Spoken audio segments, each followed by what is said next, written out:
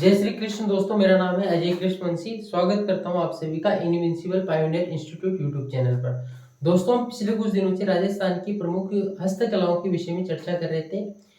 हम थेवा कला कंप्लीट कर चुके हैं। इसके अलावा और भी बहुत सारी जो राजस्थान की हस्तकलाएं हैं वो कंप्लीट कर चुके हैं। आज हमारी चर्चा का विषय रहने वाला है दोस्तों राजस्थान की एक और महत्वपूर्ण हस्तकला, लोक कला, जिसका नाम है दोस्तों फड़ चित्रण। इसके विषय में आज हम चर्चा करना चाहते हैं। बिना टाइम वेस्ट किए चर्चा प्रारंभ करते हैं। फड़ चित्रण। फड़ चित्रण का अर्थ क्या होता है दोस्तों, पहले हमें ये समझना पड़ेगा। पहले हम ये भी बात करना चाह रहे हैं कि जो फड़ चित्रण है वो कहाँ की प्रसिद्ध है। राजस्थान में फड़ चित्रण कहाँ की प्रसिद्ध मानी जाती है। राजस्थान के भीलवाड़ा जिले में एक स्थान है दोस्तों, एक तहसील है जिसका नाम है शाहपुरा। यानी कि राजस्थान के भीलवाड़ा में शाहपुरा जो क्षेत्र है उसमें फड़ चित्रण विशेष रूप से मान्यता प्राप्त है। वहां पर प्रसिद्ध फड़ चित्रण माना जाता है। तो इसकी लोकेशन की बात होगी। फड़ चित्रण का अर्थ क्या है दोस्तों? फड़ चित्रण का अर्थ है लाल अथवा नीले रंग के कपड़े पर। वो कपड़ा दोस्तों खादी का भी हो सकता है, सूती का भी हो सकता है, रेजिन का भी हो सकता है।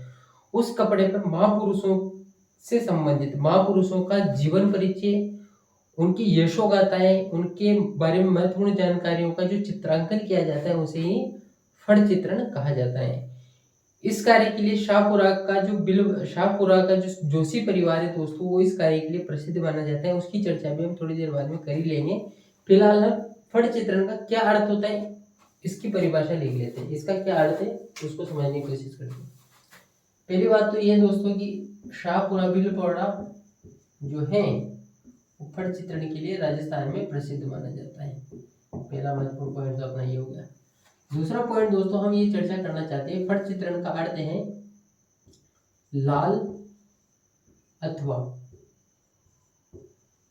नीले रंग के कपड़े पर। ये कपड़ा दोस्तों सूती का हो सकता है, रेजिन का हो सकता है, या फिर ये खादी का हो सकता है। इस कपड़े पर दोस्तों महापुरुष में दोस्तों देवी देवता हो सकते हैं, कोई भी हो सकता है। महापुरुषों का जीवन परिचय, महापुरुषों का दोस्तों जीवन परिचय, उनकी यशोगाथा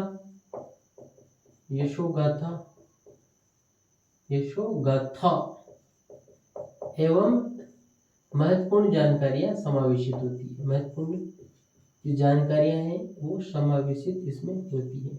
यानी कि हम कह सकते हैं दोस्तों फड़ चित्रण का अर्थ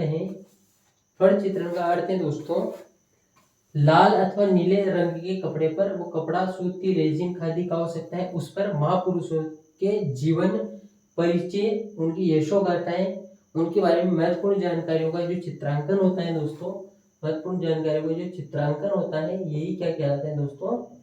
फड़ चित्रण के नाम से जाना जाता है। शाहपुरा का जोशी परिवार फड़ चित्रण के लिए प्रसिद्ध माना जाता है। शाहपुरा का दोस्तों जो जोशी परिवार है, शाहपुरा का जोशी परिवार फड़ चित्रण के लिए अत्यंत ही दोस्तों प्रसिद्ध माना जाता है। इसी परिवार का एक सदस्य है दोस्तों जिनका नाम है श्रीलाल जोशी। क्या नाम है पहले दोस्तों? श्रीलाल जोशी को दोस्तों फड़ चित्रण के लिए और फड़ चित्रण को लोकप्रिय बनाने के लिए इनको पद्मश्री पुरस्कार से भी नवाजा जा चुका है। पद्मश्री पुरस्कार भी इनको प्राप्त हो चुका है। जोशी परिवार के अन्य सदस्य हैं दोस्तों शांतिलाल जोशी, ये भी फड़ चित्रण में सिद्धस्थ माहिर। कल्याण जोशी भी हम लिख सकते हैं। इसके अलावा दोस्तों पार्वती जोशी भी फड़ चित्रण के लिए प्रसिद्ध मानी जाती है। दोस्तों पार्वती जोशी को राजस्थान की पहली महिला फड़ कलाकार माना जाता है। पार्वती जोशी राजस्थान की प्रथम महिला फड़ कलाकार है दोस्तों, फड़ कलाकार है। ये जानकारी भी आप विशेष रूप से ध्यान में रख सकते हो। पार्वती जोशी राजस्थान की पहली महिला फड़ कलाकार है और फड़ चित्रण के लिए जाने जाते हैं। जोशी परिवार जो शाहपुरा का है उसमें तो कोई बड़ी बात नहीं। कुछ दोस्तों हम महत्वपूर्ण बिंदुओं के बारे में चर्चा करना चाहते हैं फड़ से संबंधित, जो कि हमारी राजस्थान के अलग अलग प्रतियोगी परीक्षाओं की दृष्टि से महत्वपूर्ण है और वो पॉइंट पूछे भी गए हैं। थोड़ी सी सारगर्भित चर्चा, देर गंभीर चर्चा उनके बारे में भी हम करना चाहते हैं। कुछ फैक्ट है दोस्तों फल से संबंधित, उनके बारे में चर्चा करेंगे।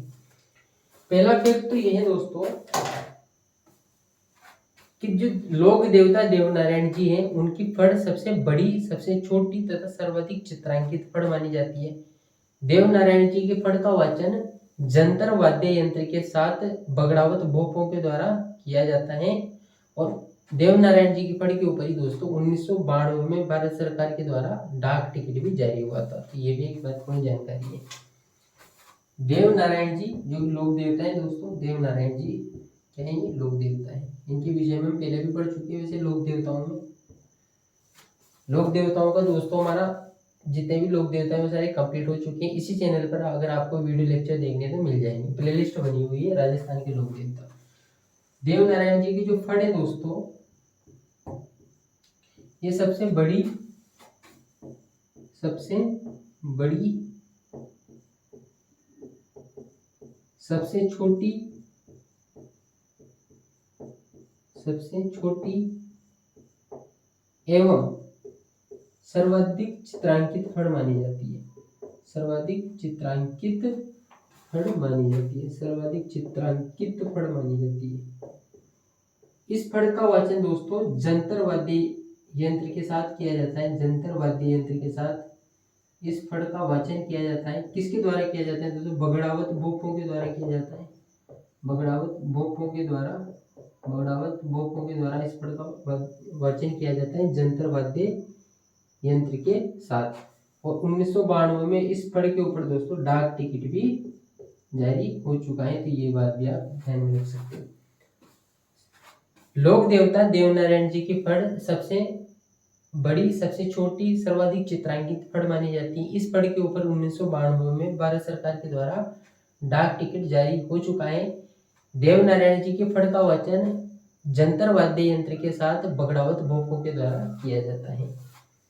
दूसरा पॉइंट है दोस्तों हमारा महत्वपूर्ण फैक्ट में से पाबूजी की जो फड़। पाबूजी भी दोस्तों लोक देवता है, इनके विषय में भी हम पढ़ चुके हैं।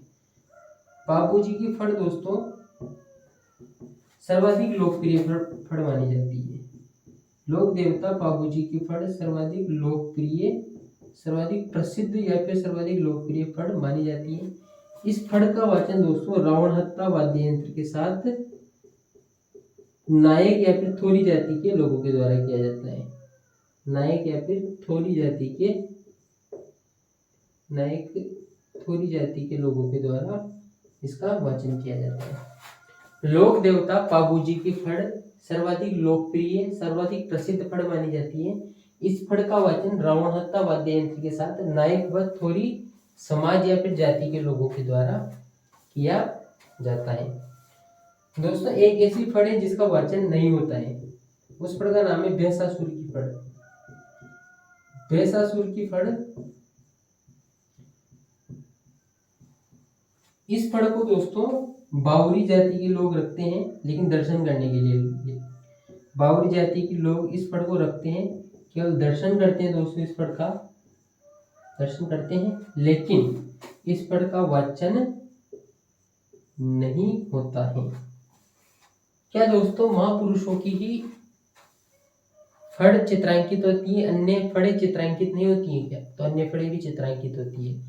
अब ये करंट का भी क्वेश्चन बन सकता है कि कोरोना की फड़ भी चित्रांकित हो चुकी है। कोरोना की फड़ का भी दोस्तों चित्रांकन किया जा चुका है। ये बहुत ही नई बात है ना। कोरोना की जो फड़ है दोस्तों, इसका चित्रांकन किसने किया? कल्याण जोशी के द्वारा किया गया। कल्याण जोशी के द्वारा इस फड़ का दोस्तों चित्रांकन किया गया। इसके अलावा दोस्तों अमिताभ बच्चन की फड़ भी चित्रांकित की जा चुकी है। इसके अलावा मुखर्जी हैं एक हमारे राज्य यहाँ पर जयपुर के, उनके द्वारा, मुखर्जी के द्वारा दोस्तों रामचरितमानस पर आधारित अनेक सारे चित्रों को चित्रांकित करते हुए एक विशाल फड़ भी तैयार की गई थी। ठीक है दोस्तों, एक और पॉइंट मैं यहाँ पर डिस्कस करना चाह रहा हूँ दोस्तों। जो ये फड़ का चित्रांकन करते हैं इनको चितेरा कहा जाता है। फड़ का चित्रांकन करने वाले कलाकारों को चितेरा कहा जाता है दोस्तों। क्या कहा जाता है? चितेरा कहा जाता है। एक विशेष पॉइंट आता है दोस्तों, जो कई बार एग्जाम में पूछा भी गया है और बच्चों को कंफ्यूज भी करता है, उसकी चर्चा में जरूर करना चाहूंगा। विशेष पॉइंट है दोस्तों, फड़ को ठंडा करना। फड़ को ठंडा करना, अब इसका अर्थ क्या है? फड़ को ठंडा करने का अर्थ क्या है? तो यहाँ से बच्चे कंफ्यूज हो जाते हैं। फड़ को ठंडा करने का अर्थ है दोस्तों, जब जो फड़ होती है वो कट जाती है या फिर फट जाती है, तब उस फड़ को अशुभ माना जाता है, उसको शुभ नहीं माना जाता है। जब कोई फड़ कट जाती है या फिर फट जाती है, तब उस फड़ को विधि विधान से नियम कानूनों के तहत, नियम कानून मतलब सम्मानजनक तरीके से उस फड़ को दोस्तों, पुष्कर जो झील है हमारे अजमेर में, उस पुष्कर झील में उस फड़ को विसर्जित कर दिया जाता है। इसे ही क्या कहा जाता है दोस्तों? फड़ को ठंडा करना। यानी कि कटी फटी फड़ को पुष्कर झील में विसर्जित करना क्या कहलाता है दोस्तों? फड़ को ठंडी करना। फड़ को ठंडी करना क्या कहलाता है दोस्तों? कटी फटी फड़ को पुष्कर झील में विसर्जित करना ही क्या कहलाता है? बताओ भाई, क्या कहलाता है भाई? फड़ को ठंडी करना। यहाँ से प्रश्न पूछे गए हैं दोस्तों, एक बार फिर से थोड़ा रिपीट कर देते हैं, 30-35 सेकंड लगेंगे, सारी चीजें एक बार फिर से रिपीट हो जाएगी। फड़ चित्रण राजस्थान के शाहपुरा भीलवाड़ा में प्रसिद्ध माना जाता है। फड़ चित्रण का अर्थ है दोस्तों, लाल नीले कपड़े पर, लाल नीला कपड़ा जो कि सूती, रेजिन या फिर खादी का हो सकता है, इस पर महापुरुषों का जीवन परिचय, उनकी यशोगाथाएं, उनके बारे में उनके बारे में जानकारियां, महत्वपूर्ण जानकारियां चित्रांकित की जाती है। इसे ही फड़ कहा जाता है। शाहपुरा का जोशी परिवार फड़ चित्रण के लिए विख्यात माना जाता है। शाहपुरा के जोशी परिवार के श्रीलाल जोशी को पद्मश्री सम्मान से भी इस कला के लिए नवाजा जा चुका है। शांतिलाल जोशी, पार्वती जोशी भी इस कला के प्रसिद्ध कलाकार हैं। पार्वती जोशी को राजस्थान की प्रथम महिला फड़ कलाकार का खिताब भी प्राप्त है, यानी कि ये पहली महिला फड़ कलाकार मानी जाती है। लोक देवता देवनारायण जी की फड़ के विषय में चर्चा कर चुके हैं, बाबू जी की फड़ के विषय में चर्चा कर चुके हैं। बेसासुर की फड़ का वाचन नहीं किया जाता है। कोरोना की फड़ किसके द्वारा चित्रांकित की गई? कल्याण जोशी के द्वारा चित्रांकित की गई। और जो फड़ का चित्रांकन करते हैं उनको चितेरा कहा जाता है। फड़ को ठंडी करने का अर्थ है दोस्तों, जब जो फड़ होती है वो कट जाती है या फिर फट जाती है, तब उसको अशुभ मानकर पुष्कर झील में विसर्जित कर दिया जाता है। इसे फड़ को ठंडा करना कहा जाता है। तो आज हमारी चर्चा का विषय रहा है दोस्तों फड़ चित्रण, जो कि राजस्थान की एक महत्वपूर्ण हस्तकला है, लोक कला है। इसके विषय में आज हमने आपकी कंपटीशन एग्जाम को ध्यान में रखते हुए चर्चा की। उम्मीद करता हूँ ये पर्टिकुलर लेक्चर आप सबको आपके कॉम्पिटेटिव एग्जाम में निश्चित तौर पर दोस्तों फायदा पहुंचेगा। अगर आपने लेक्चर को शुरू से अंत तक देखा है तो थैंक यू वेरी मच, धन्यवाद। जय श्री कृष्ण।